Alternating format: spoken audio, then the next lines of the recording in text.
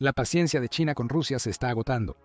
Con las tropas de Corea del Norte ahora en suelo ruso, a Beijing no le agrada, y esta alianza inesperada podría sacudir todo el conflicto en Ucrania. El 18 de octubre de 2024, la inteligencia surcoreana reveló una noticia impactante. Corea del Norte envió aproximadamente 1.500 soldados a Rusia para apoyar su guerra en Ucrania. Pero según la inteligencia ucraniana, eso era solo el comienzo. El número real puede estar más cerca de los 10.000, con ingenieros y equipos norcoreanos uniéndose a la mezcla. Su misión es ayudar a Rusia a optimizar las armas norcoreanas para el campo de batalla moderno. Mientras el Occidente se alarma por estos sucesos, la respuesta de China también sorprende.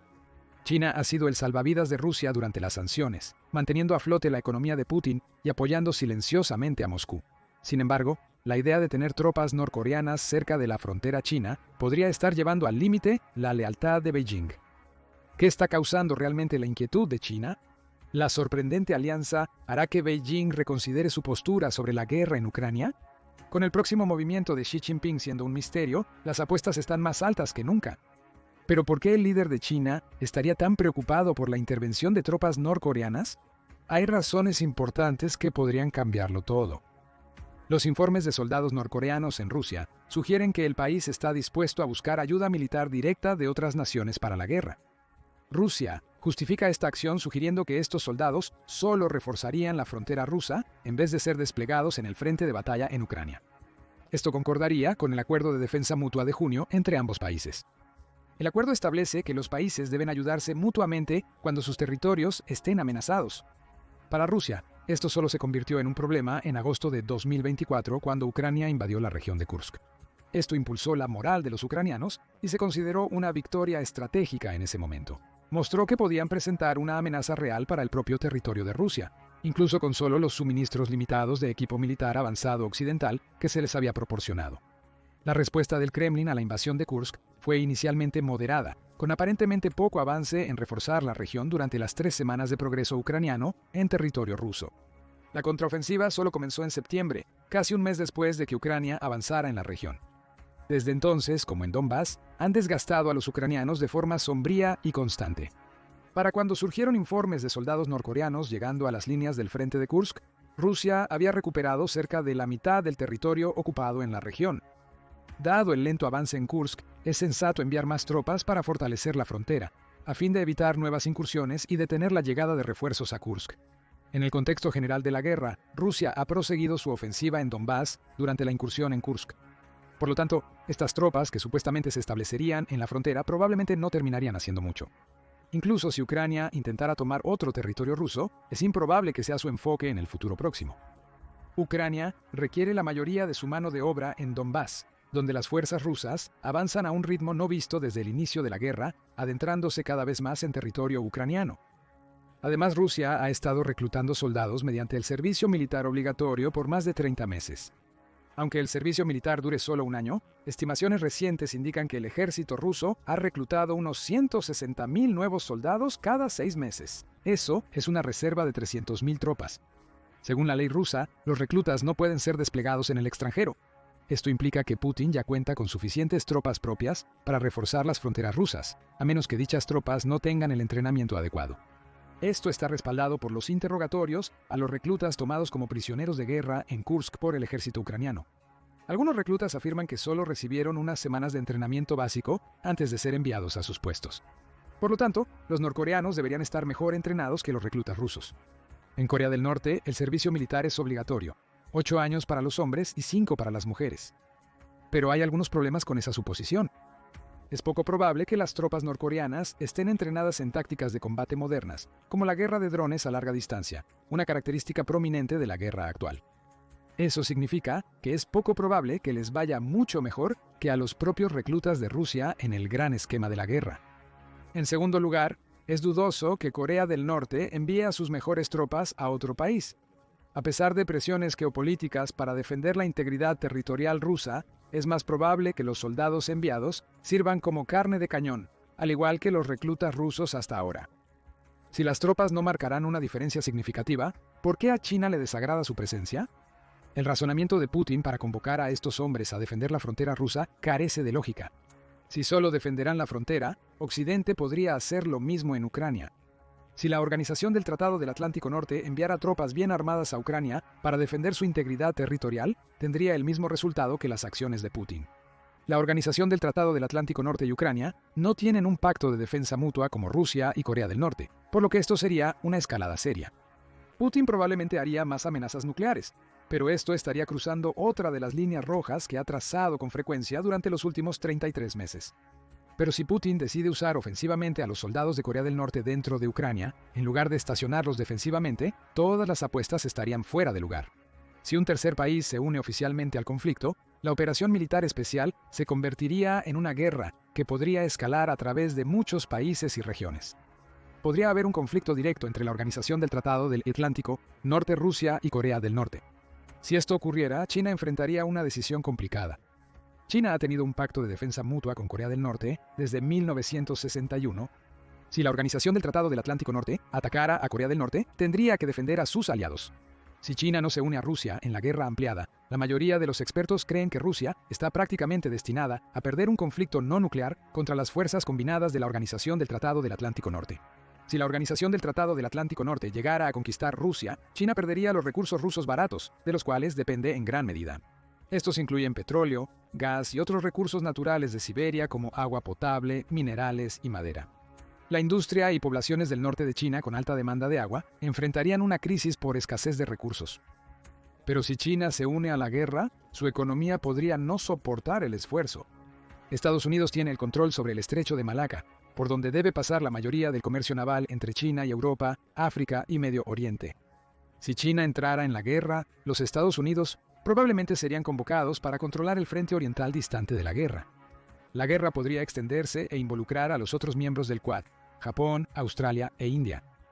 Los Estados Unidos y sus aliados en el Indo-Pacífico podrían bloquear el acceso de China al Océano Índico y otras rutas navales a través del Mar de China Oriental. A China solo le quedarían corredores terrestres para comerciar con Asia Central y llegar a los puertos en el Medio Oriente y el Golfo Pérsico. Habría fuertes sanciones y embargos. Los ferrocarriles y autopistas son blancos vulnerables para la Organización del Tratado del Atlántico Norte.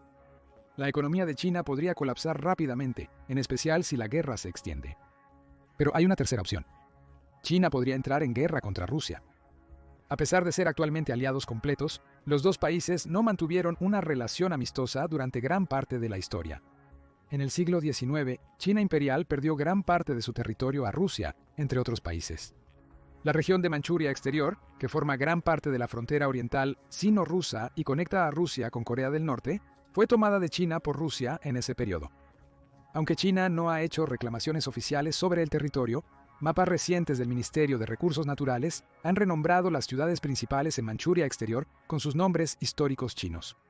China ha declarado que los mapas internacionales deben usar esos nombres. Entonces, ¿por qué es tan importante Manchuria Exterior para China? Aparte de ser una extensión natural de una de las regiones más densamente pobladas de China, el control de Manchuria Exterior abriría la puerta para que China se apodere de toda Siberia y el lejano oriente ruso junto con ella. Debido a las condiciones adversas, Rusia tiene poco control e infraestructura en la región escasamente poblada. Las dos ciudades más grandes tienen cerca de 400.000 habitantes cada una. Sin embargo, Manchuria Exterior y Siberia poseen los recursos naturales que la industria china necesita con urgencia. El lago Baikal tiene suficiente agua dulce para abastecer a Rusia por décadas. Cuando empresas chinas planearon comprar el terreno alrededor del lago, el gobierno ruso intervino y canceló el proyecto en medio de protestas locales. Es exactamente ahí donde podrían entrar las tropas norcoreanas. En lugar de usarlos para defender a Rusia contra Ucrania, Putin podría usar a Corea del Norte como zona de amortiguamiento frente a China. Sin una Manchuria colindante con Corea del Norte, transportar tropas masivamente a la región es más sencillo que desplegarlas cerca de Ucrania. Pero, ¿por qué Corea del Norte aceptaría esto? También tienen un pacto de defensa mutua con China, ¿no es así? Corea del Norte ha estado enviando equipo militar, incluyendo misiles y proyectiles de artillería, a Rusia, mientras que Rusia ha estado enviando alimentos y otros productos a Corea del Norte. Los detalles del comercio entre los dos países no son publicados, pero parece que ha crecido considerablemente en los últimos años. Por otro lado, China se ha vuelto más crítica con las acciones provocativas de Corea del Norte en la última década. China ha expresado sentimientos encontrados sobre el fortalecimiento de los lazos entre Rusia y Corea del Norte, citando preocupaciones sobre el posible impacto en la seguridad regional y sus relaciones con Pyongyang. Si Corea del Norte se ha vuelto muy dependiente de Rusia en vez de China recientemente, podría decidir que el riesgo vale la pena, especialmente si Putin presiona con fuerza. El ejército de Corea del Norte está lejos de ser pequeño. Debido al servicio militar obligatorio, se estima que el país podría reclutar cerca de 8 millones de personas en caso de conflicto. Aun sin estas reservas, el personal militar activo de Corea del Norte es de alrededor de 1.4 millones de personas, equivalente al tamaño del ejército de Estados Unidos y Rusia, según sus cifras. Con Corea del Norte movilizándose, es probable que Corea del Sur también acelere sus capacidades de defensa nacional. Las relaciones entre ambos están tan tensas como lo han estado en décadas. Corea del Sur se uniría a Japón y Estados Unidos para bloquear el acceso de China al mar de China Oriental. Por eso, las tropas norcoreanas en Rusia no le dan buenas opciones a China. Tal vez lo mejor sea esperar y ver qué pasa con estas tropas. Informes indican que algunos soldados norcoreanos han desertado de sus puestos aprovechando su despliegue en Rusia para abandonar definitivamente Corea del Norte. Sin embargo, la presencia de tropas norcoreanas refleja el estado actual de la guerra. Sugiere que Rusia se está agotando debido al esfuerzo bélico. En los últimos 2 años y medio, China ha estado confiando en una eventual victoria de Rusia en la guerra. Al firmar extensos y muy lucrativos acuerdos comerciales con Rusia, China pudo obtener mucho más de Rusia en guerra que de otra manera. Si Rusia ganara, China se beneficiaría del territorio, población e industria expandidos de Rusia. Podría alimentar su industria y usar el acceso de Rusia para mostrar la decreciente influencia de Occidente, fortaleciendo su posición en la geopolítica global. Si Rusia pierde la guerra, el futuro de su gobierno es incierto. La alianza entre Rusia y China parece estar construida en torno a la fuerte relación personal entre Xi y Putin y sus regímenes. Si Putin pierde la guerra en Ucrania, podría verse obligado a abandonar el cargo, y el próximo gobierno podría decidir o verse obligado a pivotar de nuevo hacia el oeste. Este sería un golpe letal para el mundo igualitario, ordenado y multipolar que China intenta construir con ella misma a la cabeza. Al final, China podría estar pensando que Rusia está comenzando a desmoronarse, tanto externa como internamente. Si colapsara, podría entrar en acción, tomar Siberia y sus recursos, y obtener grandes beneficios. Pero si Corea del Norte sigue apoyando a Rusia, el plan podría fracasar, y China se vería forzada a respaldar a una nación en declive, algo que no le interesa mucho hacer.